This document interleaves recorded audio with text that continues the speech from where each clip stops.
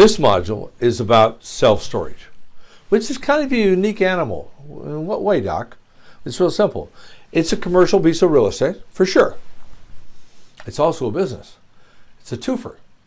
You're getting a business which is cash flowing, servicing all those tenants who are renting it. And by the way, the rent you get for self-storage is about the same dollar per square foot as an apartment building, except we don't have to deal with toilets, turnover, and tenants. It's all done electronically for most of the units I see. Okay? Is that kind of fun? Now, when you do that, you have a chance that you can have a business.